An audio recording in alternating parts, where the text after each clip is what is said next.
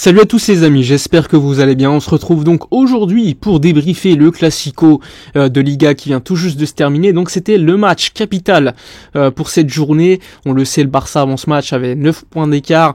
Donc une victoire lors de ce Classico à domicile aurait mis donc le Barça avec 12 points d'écart. Et disons que la Liga aurait été très très compliquée pour le Real Madrid ensuite.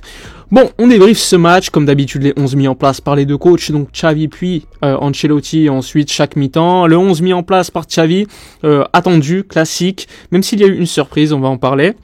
Donc au but, Ter Stegen latéral droit, Araujo à gauche, Balde, défense centrale Christensen, Koundé, ensuite milieu de terrain, Frenkie de Jong, Busquets, et c'était donc Sergi Roberto qui avait été choisi pour être titulaire et non caissier. Donc une petite surprise dans ce 11 avec l'absence de Pedri et d'Ousmane Dembélé notamment qui était attendu. Et devant, il y avait donc Gavi, faux ailier gauche comme on le voit assez souvent cette saison, et ensuite Lewandowski et Rafinha à droite.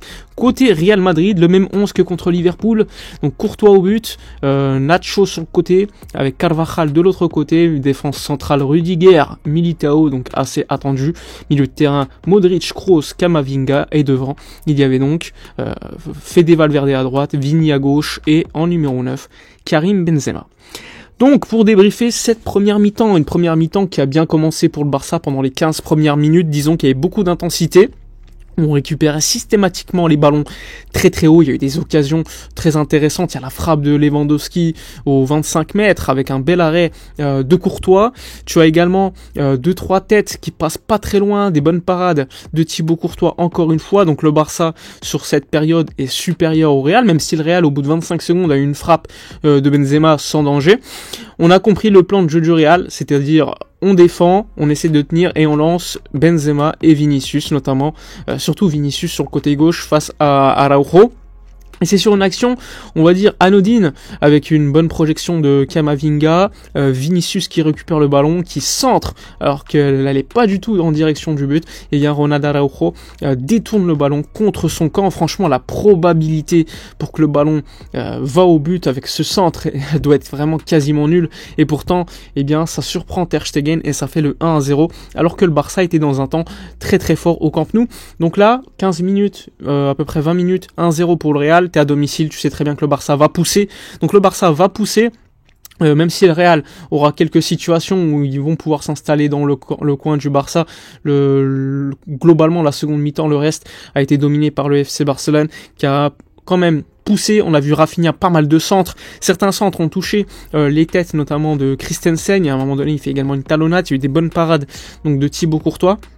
On va dire que cette première mi-temps, cette seconde partie de première mi-temps était dominée par le Barça, mais logique, parce que le Barça était mené 1-0. Finalement, ça va quand même permettre à Barcelone d'égaliser juste avant la mi-temps, après une très belle action. Ça va se terminer par un rebond qui va vers Sergi Roberto, qui va égaliser pour le 1-1. Et un bon match de Sergi Roberto dans l'ensemble en première mi-temps, avec beaucoup d'intensité sur les seconds ballons.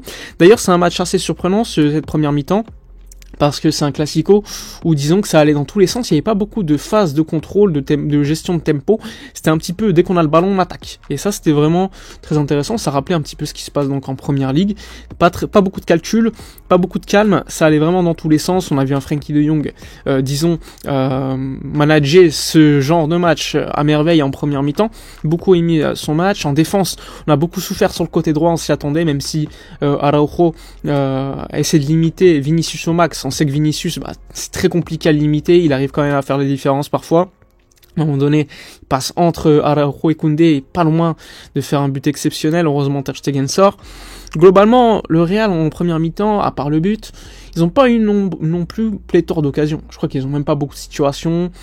Le Real a été dominé en première mi-temps, mais ça leur suffit parce qu'ils marquent un but assez surprenant, et surtout, ils jouent dans ce qu'ils attendent, c'est-à-dire contre et essayer de tuer le match.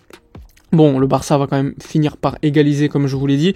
C'est un match, on va dire, qui n'est pas à un niveau exceptionnel, mais c'est un bon match à regarder, beaucoup d'intensité, beaucoup de va-et-vient, ça va un petit peu dans tous les sens. On va dire qu'on passait trop sur le côté droit à mon goût, trop de Rafinha, même si Rafinha est très intéressant par sa qualité de centre. Je pense qu'on doit passer beaucoup plus sur le côté où il y a Balde. Balde a eu quelques centres, mais il n'est pas très bon sur ses centres. Je trouve que Gavi n'est pas assez visible en première mi-temps à mon goût. Un Lewandowski qu'on peine à trouver, mais lorsqu'on le trouve de haut but, il fait quand même des choses très intéressantes, ça à noter.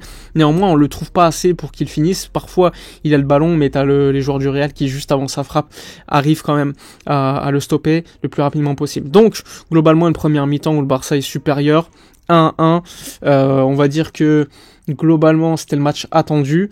Donc plutôt intéressant quand même en première mi-temps. Une seconde mi-temps qui a débuté sous les mêmes auspices que la première mi-temps, hein, c'est-à-dire un Barça qui avait, on va dire, un peu plus de contrôle, évidemment.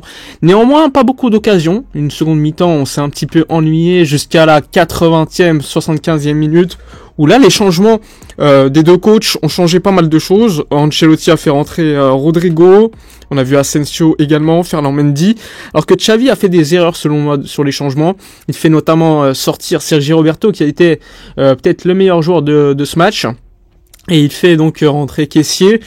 Il va faire rentrer Ferran et Rafinha va sortir, alors que Rafinha était peut-être aussi l'un des meilleurs de ce match. Bon, on se dit à ce moment-là que c'est un mauvais choix. Et finalement, eh bien, le Real Madrid va pousser. Ils vont avoir des occasions. Il y a eu des gros sauvetages de la part de Koundé, de Christensen. Il y a eu des grosses erreurs aussi. Il faut le dire. Busquets, à un moment donné, mauvaise relance. C'était une frappe de Rodrigo. À un moment donné, Koundé qui loupe le ballon. Benzema se loupe, heureusement. On a eu pas mal d'erreurs devant notre surface qui auraient pu être payées cher. Donc le Real Madrid va finir par marquer un but hors jeu avec Asensio qui pensait donner le 2-1. Il va célébrer pendant 10 minutes. Il va montrer son logo exceptionnellement naze aux supporters pour les vanner. Bon, but annulé, tu rentres chez Watt. Et après le Barça qui met le 2-1 avec le but de Kessié qui était rentré.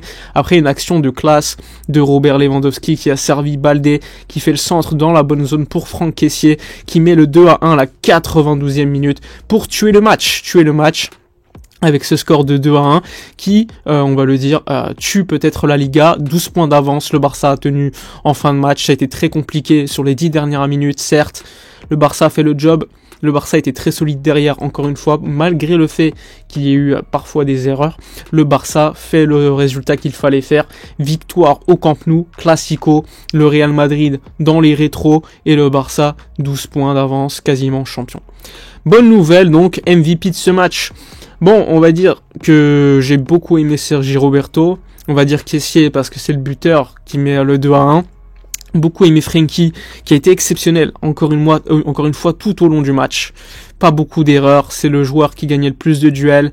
Et voilà pourquoi Frenkie de Jong est l'un des meilleurs milieux du monde aujourd'hui. Bref, dites-moi dans les commentaires ce que vous avez pensé de la performance du Barça, du Real, de cette victoire face à Madrid. N'oubliez pas de liker, commenter, partager. Je vous dis à la prochaine et d'ici là, comme d'habitude, portez-vous bien.